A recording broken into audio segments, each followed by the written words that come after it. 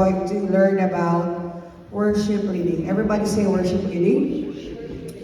And who among you here is doing worship leading? Can I see a raise of hands? Amen. Leading worship, leading praise, devotion, singing during Sundays or during services, Bible studies, home groups, if you're the one leading songs for worship, or we call that one as setting the stage. Amen. So this evening I'd like to share with you the topic entitled Setting the Stage for the Presence of God. Amen. When we do worship leading, we're setting the stage for the presence of God.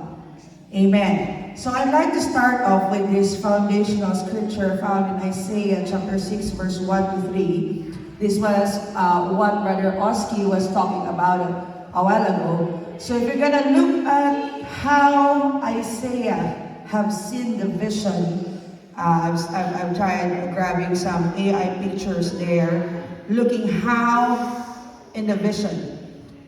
If we try to visualize what Isaiah saw in Isaiah chapter 6 verse 1 to 3, we can see their eyes saw the Lord sitting upon a throne high and lifted up, and his train filled the temple.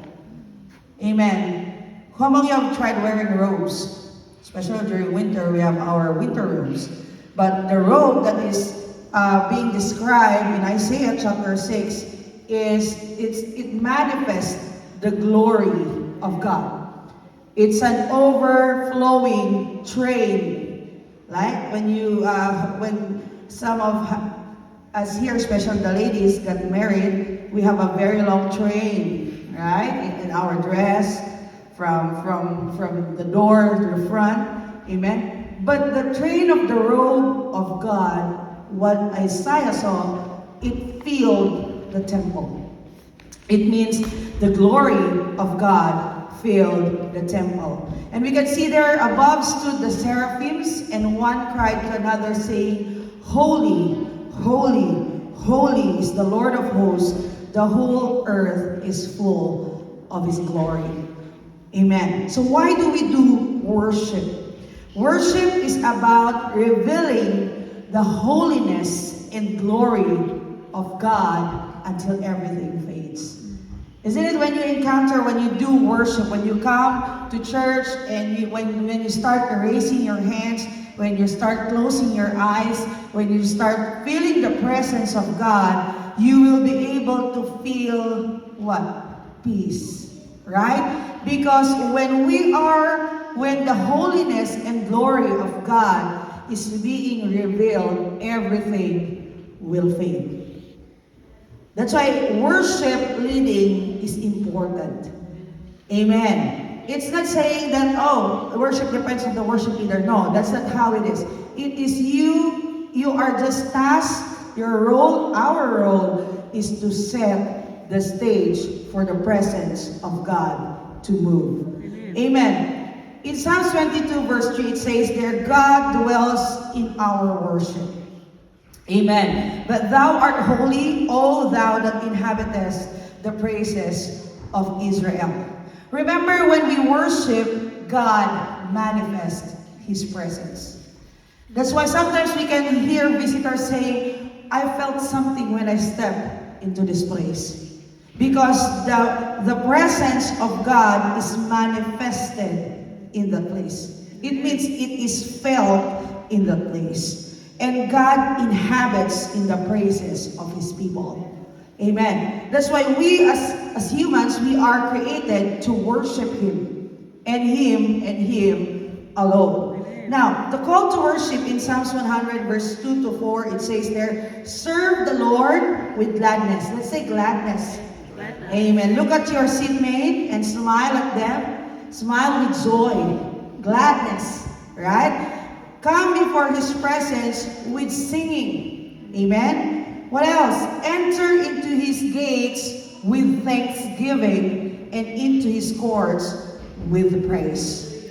That is the call to worship.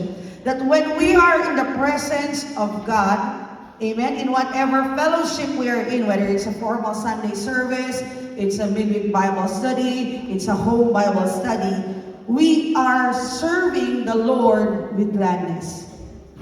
Amen. That's why you can see the difference.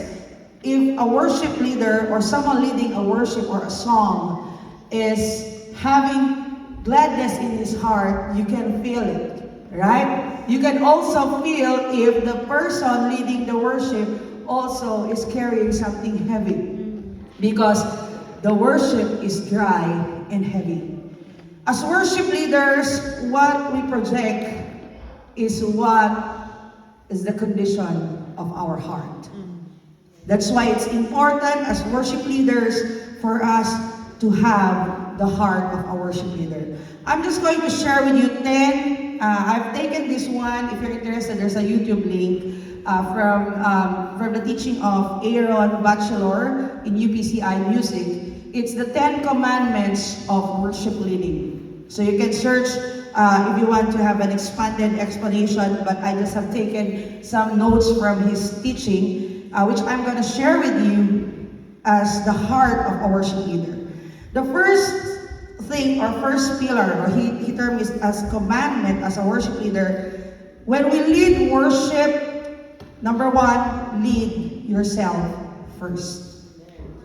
Amen. Because the Bible says in Matthew 6:6, but thou, when thou prayest, enter into thy closet. Because we have to make sure that we ourselves are ready for worship. You cannot lead someone if you haven't prepared yourself yet. Before leading others, you must first know how to worship God personally. Amen. That's why way back, it's true, Brother Oski was sharing about how we had been in the Philippines being taught in worship leading, song leading, in music. Yes, we have a pastor who is musically inclined. And when I was still a young people, I guess I was 16 when I had my first experience leading worship. And when it's your first time, everything is shaking, right? And then after a few times, you intend to learn. That's why they say practice is important. Amen. That's why we are taught that when you do worship leading, you start leading yourself in worship. And you need preparation. That's why sometimes we stand in the mirror and look at ourselves how we lead worship. Amen. Because you need to practice. You need to do preparation for yourself. And that can be done when we have a personal relationship with God. Because you cannot lead anyone with worship if you yourself, you don't have a relationship with God. So as worship leaders, we have to make sure that we know how to worship God personally. Amen. Amen. Not just on Sundays, but on our day-to-day basis. Amen. In the Philippines, when I was still doing worship leading, our pastor often take notes of what we missed, right? And after the service, we have this lunch at the pastoral house. And then while we're eating, you're enjoying your food. And then a pastor will say, I heard you had your lyrics gone wrong. And then of course, instead of you enjoying the food, you will have your altar call extension while eating, right? Because you are fed physically and corrected at the same time. Amen. But it helps us improve. That's why one of the key things that Brother Oski shared a while ago, be teachable. Amen. Because we will not reach a level of excellence if we are not teachable. Amen. Sometimes it's hard, it's painful, it's hurtful, right? But we need to be in that level. If you want to attain excellence in our worship as worship leaders, we have to be teachable. So how are we going to develop ourselves as worship leaders? Develop a personal worship life. Amen. In your daily time with the Lord, make it a habit to have your personal worship life. Amen. And you can read a lot of examples in the Bible, especially King David in the book of Psalms, right? The book of Psalms has a lot of examples that David projects or teaches us how to worship. Enter God's presence on your own. Amen. Have that desire to attain a level where you meet God. Sometimes when we pray, we are getting used with our petitions, with our adorations, but God wants you to reach the Holy of Holiest. Meaning, God wants you to linger more in His presence. And as worship leaders, it's important for us that before we do worship leading, we have the desire to reach that level where we linger in the presence of God. Amen. Worship regardless of your circumstance. Amen. There will be times that you will be assigned to worship, and it's like you will say, "Oh, Pastor, I'm under the weather today." Right? Meaning I feel bad. In whatever circumstance, amen, worship anyhow. In the good times and the bad times, praise the Lord. That's what King David says. Praise the Lord in the good times and the bad times. If you don't feel it, worship. If you feel it, worship. Amen. That's why in Psalms 100 verse 4, when we come before the presence of God, enter in His gates with thanksgiving. Amen. Before we stand on a platform, let us first build our private altars. Amen. Because it is important that when we are connected to God, it first starts with us. We set the stage, and then God will connect Himself to His people. Right? Amen. So public worship is an overflow of our private devotion. Amen. So that's important. So what are the things that we're going to do as a worship leader? Pray, fast, worship. Amen. So that when you come into the presence of God, when you are assigned to lead in church, be prepared. Don't prepare on Sunday itself. It starts from Monday to Sundays. Get ready with the preparation. And then when you begin to worship, if you are filled with His presence, amen, what will happen? The anointing of God will flow through you.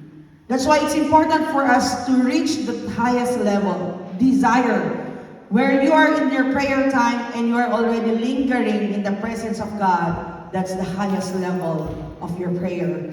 And when you reach that highest level of your prayer, the anointing of God will fall on you. Amen. That's why when you just starting holding the microphone, there are worship leaders that when they just start standing in front and holding the microphone, the anointing of God can be felt in that manner.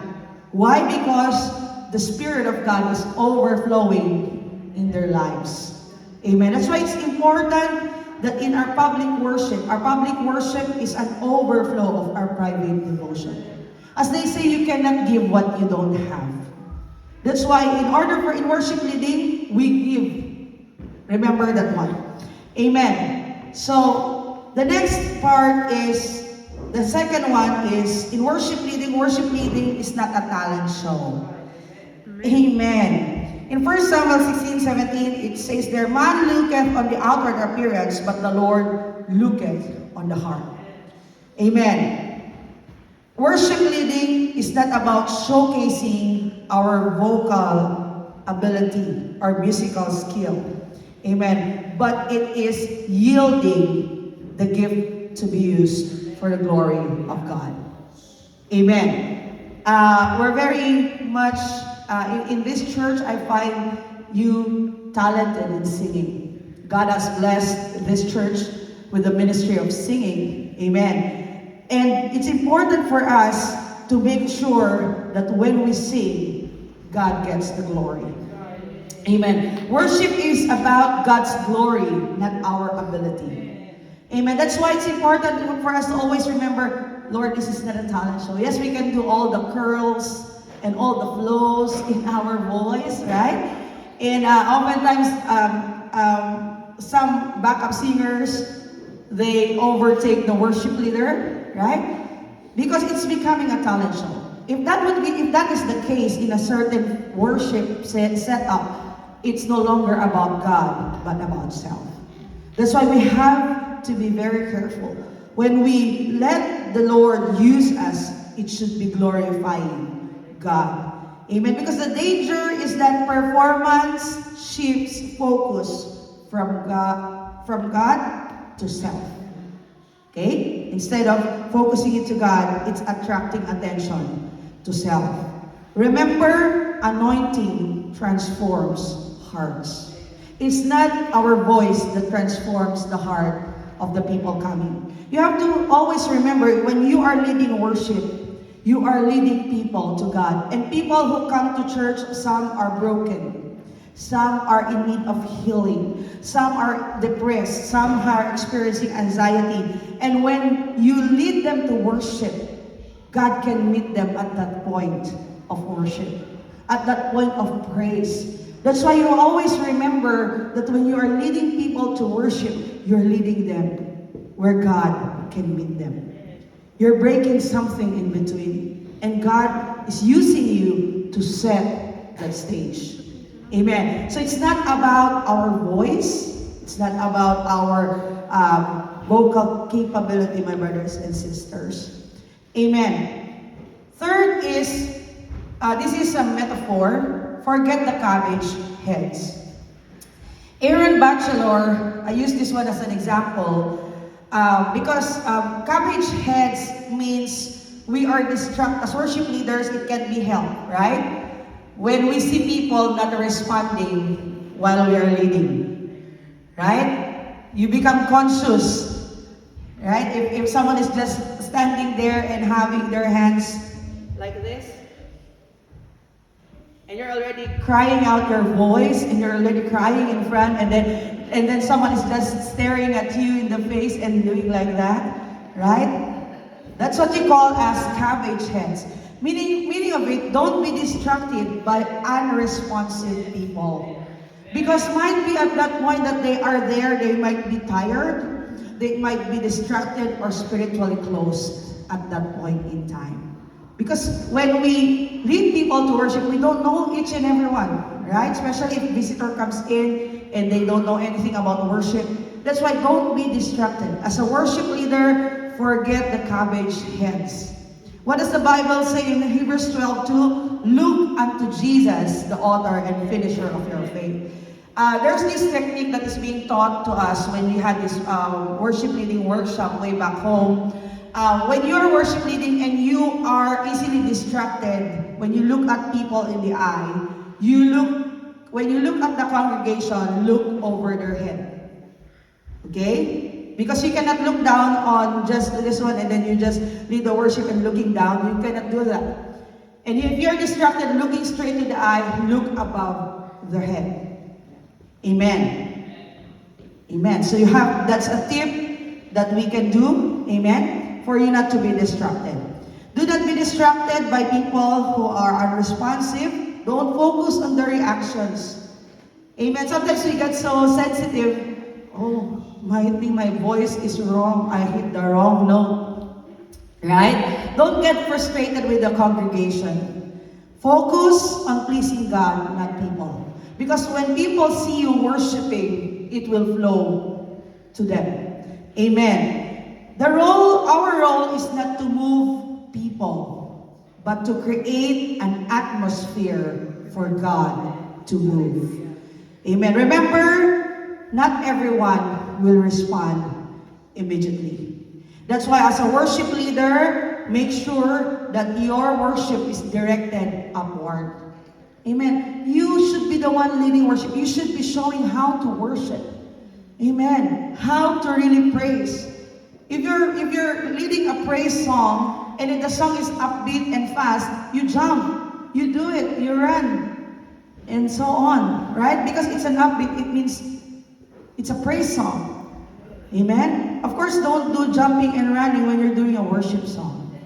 Right? Because that's building intimacy with God. So you have to do the proper action to let the people see how to worship. Amen? Because if you yourself does not do it, how will the people follow? Amen.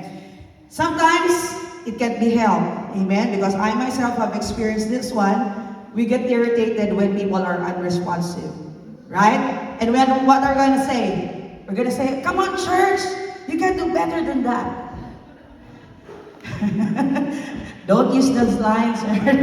Because if that is, you're already shouting and saying, come on church, you can do better than that.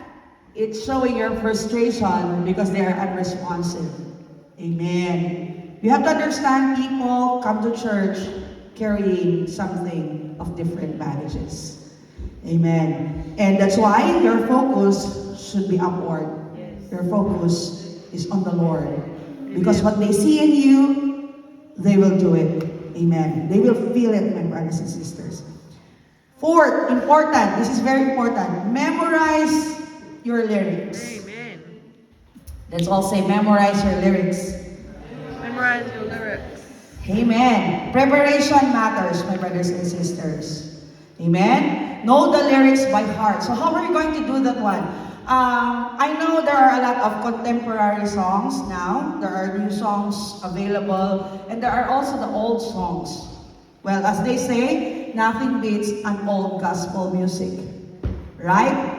And if you are engaging in new songs, when you're doing your set list, it is important that if, let's say, for example, you want to venture on new songs, make sure that there will always be an old song in between.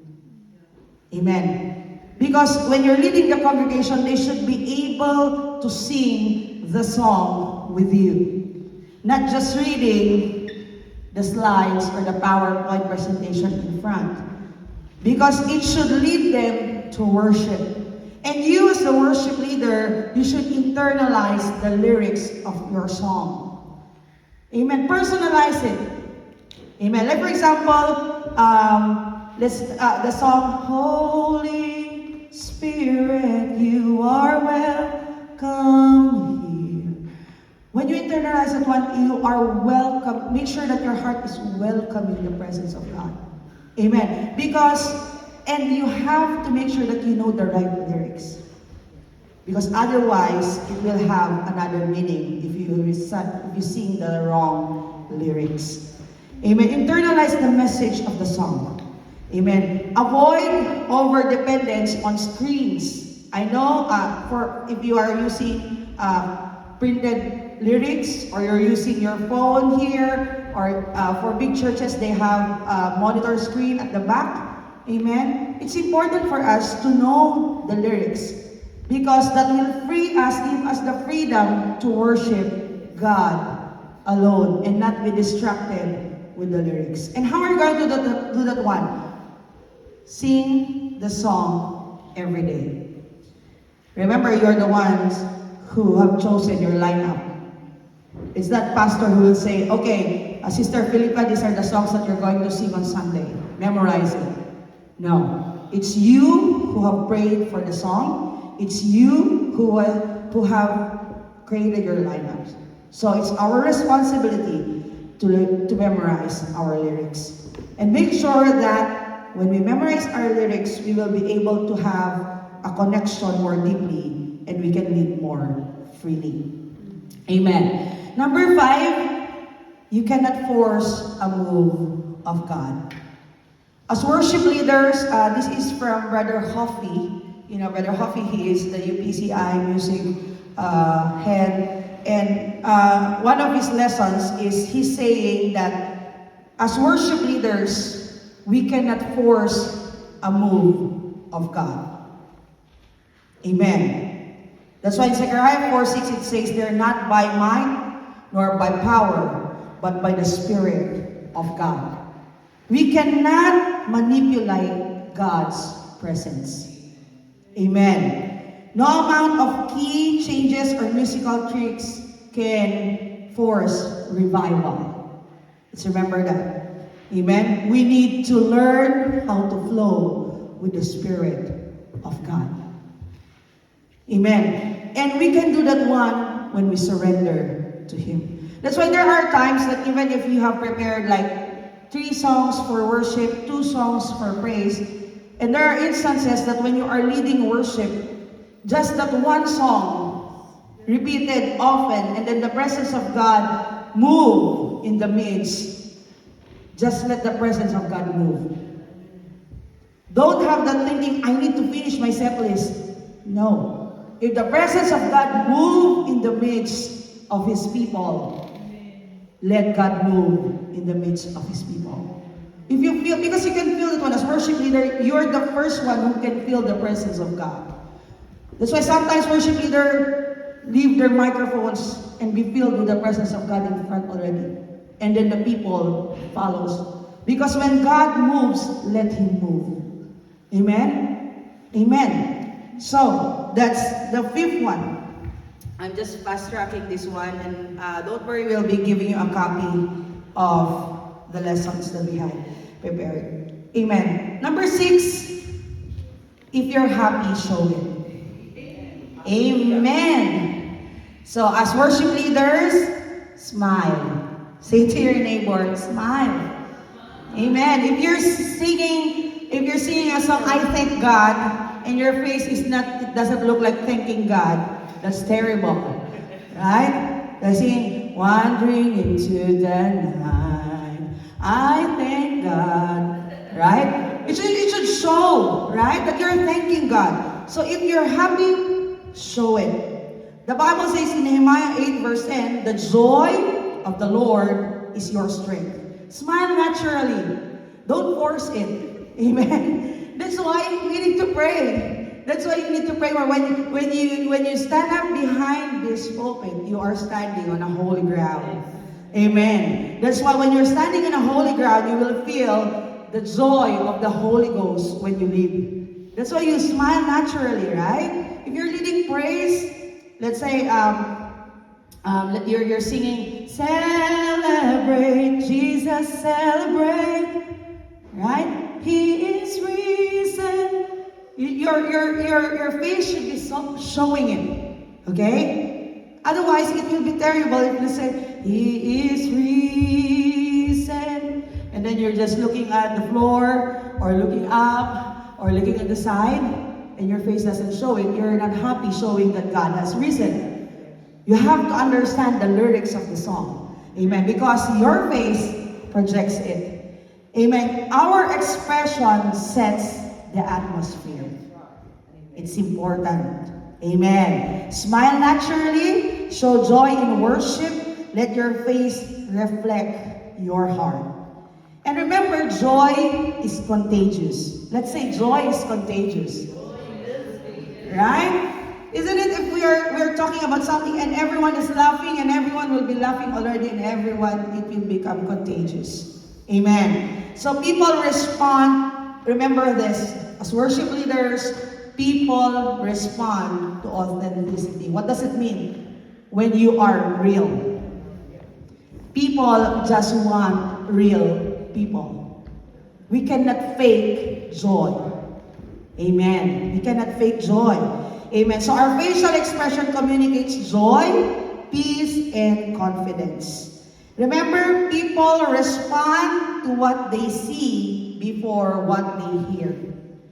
So as worship leaders, when you stand up behind this pulpit, what they see in you, they're already responding. So it's important that when you stand up here, you stand up with a joyful heart and a joyful face. And if you're worshiping, worship with all of your heart. Amen. So that's number 6. Number 7. Brother Oski was talking about excellence. So number 7, excellence in small things. Wipe the mic. Amen. It's a small thing. As worship leaders, our instrument is the microphone. Amen. So this is just very, a little bit menial. When you're using the microphone, wipe it out. It means that take care of small details. Be mindful, amen, of the things that we use. For musicians, take care of your instruments. Don't wait for the setup team to clean your keys, to clean your guitars, to wipe your drums. For the backups and the singers, don't wait for someone to clean the microphone. Because excellence in small details is a form of worship. Amen. Amen. How we handle equipment properly, how mindful are we when passing microphones? Amen. When you pass your microphone and you know that a lot has been done in the microphone, wipe it out before you pass it to someone. Amen. So that's because when we do that one, when we do excellent in small things, we honor God. Number 8, almost done. This is very important, especially for worship leaders, I myself included. Never sneak a preach. Amen. There's still a preacher waiting in line to preach. You're not the preacher. We are not the preacher. Amen. 1 Corinthians 14:40 says, let all things be done decently and in order. I know sometimes we're too emotional, right? When we read a passage in the book of the Bible, and then we're already sharing, and then we're already eating 5 minutes, 10 minutes. Be conscious. Amen. Worship leading is not preaching. Someone has that job, it's not you. Amen. Avoid turning transitions into mini sermons. What does that mean? When you open in devotion and you read a Bible verse, just share a small interpretation of that Bible verse in relation to worship. And then lead the people to worship God. Amen. Create the atmosphere of worship. Direct them to God. Not explaining the whole verse that you have read. Because otherwise, people will already get lost and distracted. And then when you're in transition, let's say for example, you have your opening or devotion, and then you have testimony, and then go to praise and worship. So when you transition to praise, you can just quote a verse regarding praise. No need to explain that one. Let's say for example, in Psalms 100, it says, make a joyful noise unto the Lord, all the lands. Are we ready to make a joyful noise for the Lord? And then you lead them already to the praise song. Don't explain. The Bible says, make a joyful noise. What does joyful mean? It means in other verse, blah, blah, blah, blah, blah. You already ate up the time for the pastor to preach. And then when you give the microphone to the pastor will say, okay, let's have altar call. It's already done. It is finished. Amen. So it's important for us as worship leaders, keep exhortation short and spirited. Make sure you feel the presence of God. And sometimes we cannot help it, but we become emotional, especially for ladies who are leading worship. I myself also is sometimes, right? But we have to make sure that the Spirit of God will flow through us, not us. Because always remember, you are just setting the stage for the presence of God. Sometimes the most powerful moment is saying nothing, just worship. Amen. Worship leading is not preaching, because when we overtalk, we can break the flow and we can distract the worshipers. They will shift the focus away from God. But rather let worship do the talking. Amen? So let's lift our hands and worship Him. And then you worship. And then you lead them to the song.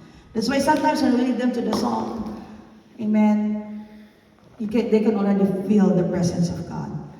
9, second to the last. Feel it before you sing it. Amen. Worship must be real to you first. This is very important. When you're preparing your song lineup or set list, pray for your set list. Now, I'll be sharing to you some set list later before I will end. When we do set list, we are to connect the songs to another song that is related to that song. That's important. It's important for transition. So let's say, for example, I'll give you one. Let's say you want to sing the song, your opening song is Holy Spirit, you are welcome here. Oftentimes when you do opening songs, the song should be welcome. It talks about welcome and what we call as leading the presence of God here, inviting the presence of God. So choose songs that are welcoming. Like Holy Spirit, you are welcome here, or welcome into this place. Welcome, I know if you're familiar with that. Into this place, welcome into this broken vessel. Those are opening songs. Right? Another is Amazing Grace, how sweet the sound. That's a welcoming song because it's showing God that you're breaking yourself before His presence. Amen. For modern songs, we use Everything Changes here in the presence of the King. So we are inviting. So when you do your set list, make sure that when you prepare an opening song, it should be inviting the presence of God. Amen.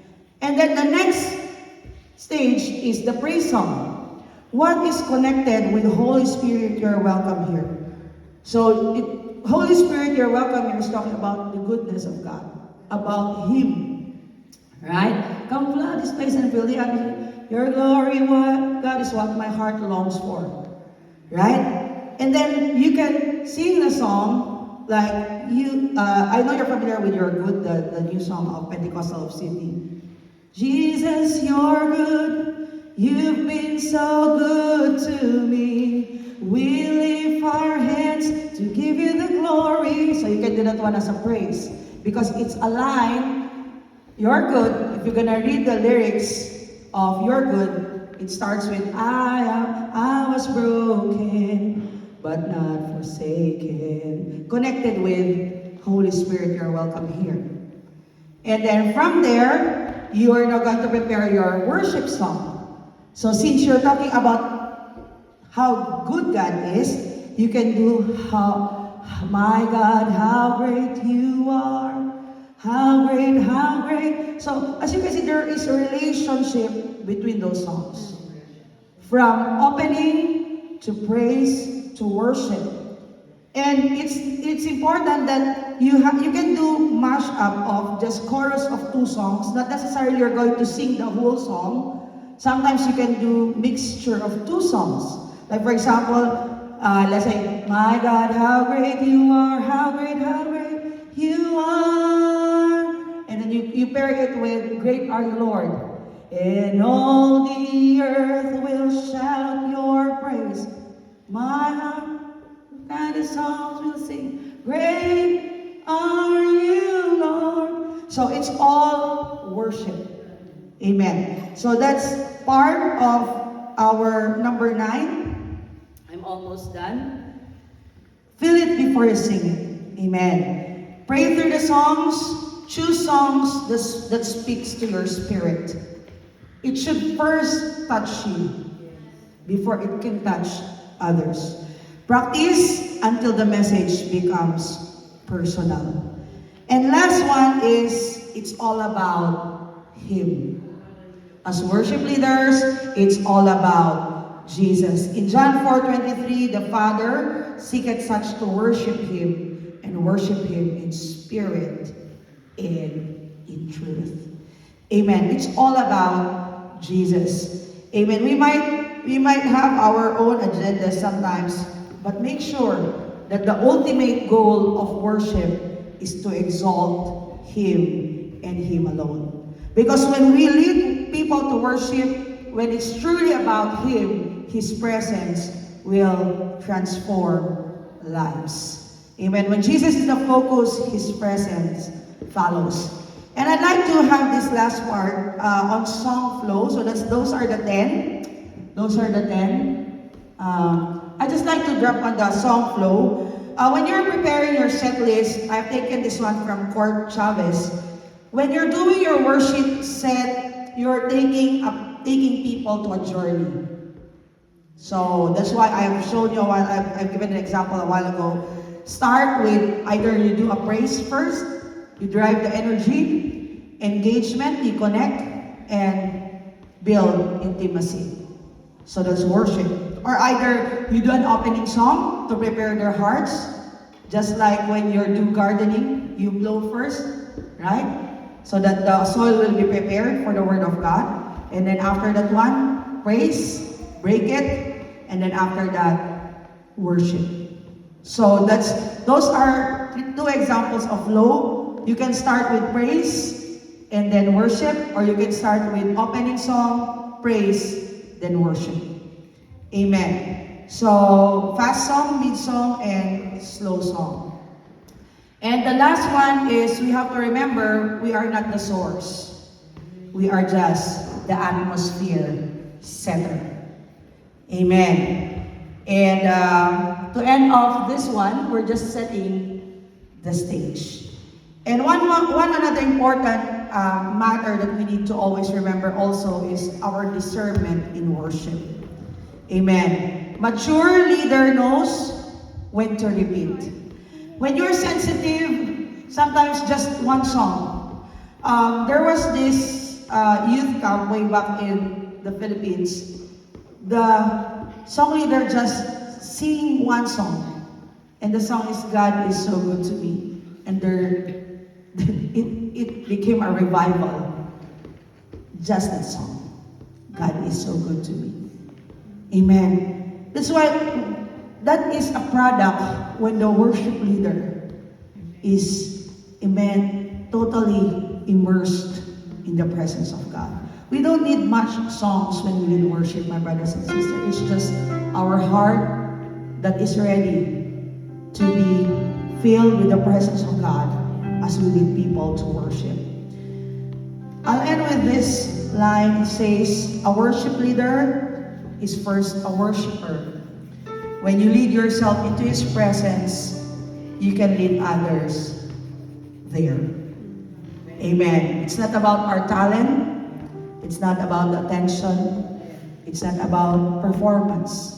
But it's about His presence, His glory, and the people encountering Him. So as worship leaders, always make this as a prayer of your heart. Serve the Lord with gladness. Come before His presence with singing. Amen. I'd like to ask each and everyone to please stand.